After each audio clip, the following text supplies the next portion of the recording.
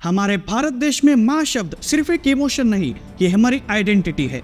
इस धरती को हमने हमेशा माँ कहा है, मदरलैंड, मातृभूमि और भारत माता। आज भी किसी सैनिक से पूछ लीजिए कि वो किसके लिए जान देता है, यूनिफॉर्म के लिए, गवर्नमेंट के लिए या फिर पॉलिटिक्स? नहीं, वो कहेगा देश के लिए, हमारी मातृभूमि के लिए। इसी मातृभूमि की वंदना से एक ध्वनि निकली थी जिसने लाखों लोगों में आजादी का खून जगा दिया। वो ध्वनि थी वंदे मातरम। अब हमारे इस राष्ट्रीय गीत को 150 साल पूर्ण हो चुके हैं, लेकिन आज ये सच सुनकर आपको हैरानी होगी कि जिस गीत ने अंग्रेजी साम्राज्य की जड़ें हिला दी थी, उसी गीत को आजाद भारत में आधा बोलने पर मजबूर कर दिया गया, वो भी किसी दुश्मन ने नहीं, हमारे अपने राजनेताओं ने। आज हम इस सवाल की गहराई में जाएंगे, आखिर वो कौन थे जो माँ कहने से डरते थे, और इस सवाल का जवाब आपको शायद अंदर से हिला दे।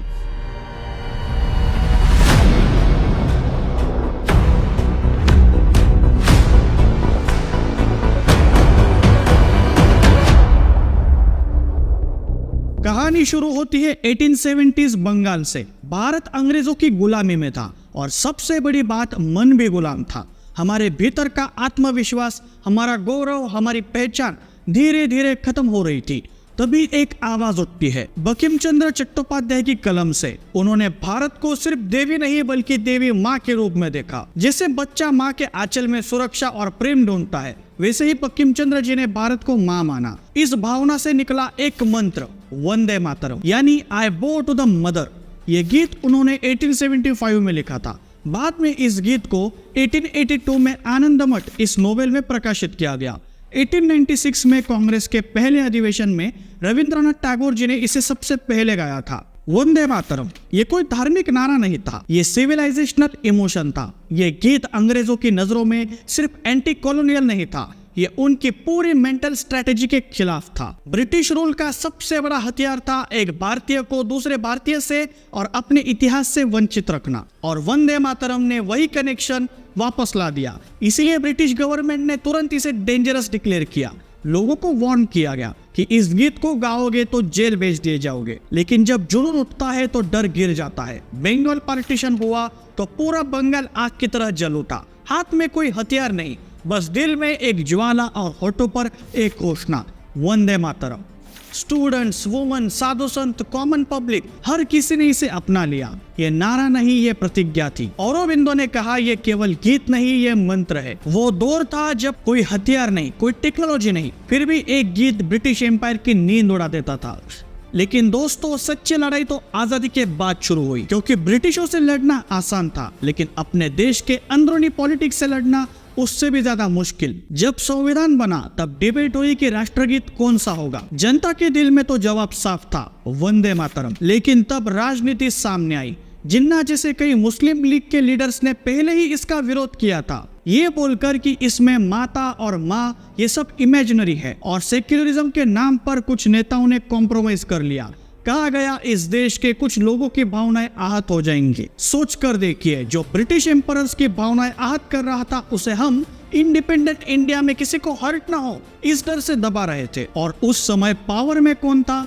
भारत के पहले प्रधानमंत्री श्री जवाहरलाल नेहरू जी। उनके एडवाइजरी सर्कल में कई लोग थे। वंदे मातरम पूरी तरह नेशनल एंथम बन गया तो मुस्लिम नेतृत्व नाराज हो जाएगा। प्लीज ध्यान दीजिए, ये बात स्वतंत्रता के बाद की है। जब देश को एक कॉमन कल्चरल फाउंडेशन चाहिए थी, तब राजनीति ने उसे कॉम्प्रोमाइज कर दिया। कॉन्स्टिट्यूशनल कमेटी ने फैसला किया कि केवल पहले 2 पैराग्राफ ऑफिशियल होंगे, बाकी के हिस्से हटा दिए जाएंगे, क्योंकि उनमें माँ को शक्ति रूप में दिखाया गया था। मतलब जिसे हमारे फ्रीडम फाइटर्स ने वॉर क्राई बनाया, उसे हम ऑफिशियल सेरेमनीज में आधा अधूरा गा रहे हैं। ज्यादातर लोग यह बात नहीं जानते, लेकिन आजादी के बाद जब संविधान सभा में यह तय होना था कि भारत का राष्ट्रगीत क्या होगा, तो वंदे मातरम स्वाभाविक पहला विकल्प था, जैसे मैंने पहले बताया, क्योंकि देश की रगों में वही दौड़ रहा था। लेकिन नेहरू जी के करीबी सर्कल ने इसे अपनाने से मना कर दिया। कॉन्स्टिट्यूशनल कमेटी ने रिकमेंड किया कि जन गण मन को राष्ट्रगान चुना जाए, जबकि वंदे मातरम को सिर्फ राष्ट्रीय गीत का दर्जा दिया जाए। बाकी के सारे स्टांजास जिसमें भारत माता को शक्ति रूप में दिखाया गया उन्हें सेरेमनी से बाहर रखा गया। सोचना भी दर्दनाक है, जिस गीत ने ब्रिटिश एम्पायर के खिलाफ पूरे देश को एकजुट किया, वही गीत अपीजमेंट और सेक्युलरिज्म के नाम पर आधा कर दिया गया। आजादी मिली मगर हमारी सांस्कृतिक विरासत से कॉम्प्रोमाइज करना पड़ा, क्योंकि उस समय बहुत से मुस्लिम फ्रीडम फाइटर्स थे जिन्होंने वंदे मातरम गाया था। नेताजी के आर्मी में भी मुस्लिम सैनिक थे जो इसे सैल्यूट करते थे। असली रीजन था पॉलिटिकल अपीजमेंट। आजादी के तुरंत बाद सेक्युलरिज्म का मतलब बना दिया गया कि हिंदू सिंबल्स कम करो तब सेक्युलर बनोगे, और ये ट्रेंड आज तक चला आ रहा है। सोचना भी शर्म की बात है कि आज भी अगर आप स्कूल में फुल वंदे मातरम गाओ तो कुछ लोग कह देंगे कि ये पॉलिटिकल एक्ट है। जय श्री राम बोलोगे तो आपको अंधभक्त कहा दिया जाएगा। इस हद तक हम इंफीरियरिटी कॉम्प्लेक्स में आ चुके हैं, जिसे देश प्रेम किसी आइडियोलॉजी की मोनोपोली है। लेकिन अब समय बदल रहा है। आज भारत फिर से अपनी आत्मा की ओर लौट रहा है। हाल ही में महाराष्ट्र सरकार ने आदेश दिया है कि स्कूल्स में पूरा वंदे मातरम गाया जाएगा। ये सिर्फ एक सर्कुलर नहीं, ये कल्चरल रिक्लेमेशन है, क्योंकि बच्चा जब माँ कहता है तो वो किसी रिलीजन के खिलाफ नहीं बोल रहा, वो अपनी जड़ों से जुड़ रहा है। पूरी दुनिया में नेशनल आइडेंटिटी पर प्राइड होता है, पर भारत में आप भारत माता की जय बोलो, वंदे मातरम बोलो तो कुछ लोग अनकंफर्टेबल हो जाते हैं। क्यों? क्योंकि उनकी पॉलिटिक्स आइडेंटिटी से बड़ी हो गई है। ये वीडियो का टॉपिक कोई भी पॉलिटिकल डिबेट नहीं है, ये सिविलाइजेशनल ट्रूथ है। वो लोग जिन्होंने इस गीत को कम्युनल कहा, वो या तो हिस्ट्री नहीं मानते या जानकर भी नैरेटिव चलाते हैं। वंदे मातरम किसी वन रिलीजन का स्लोगन नहीं है, ये हमारी मातृभूमि का, हमारे कल्चर का, फ्रीडम फाइटर्स का एंथेम है। ये शब्द वो है जिनकी वजह से हमारे फ्रीडम फाइटर्स फांसी पर मुस्कुराए हैं।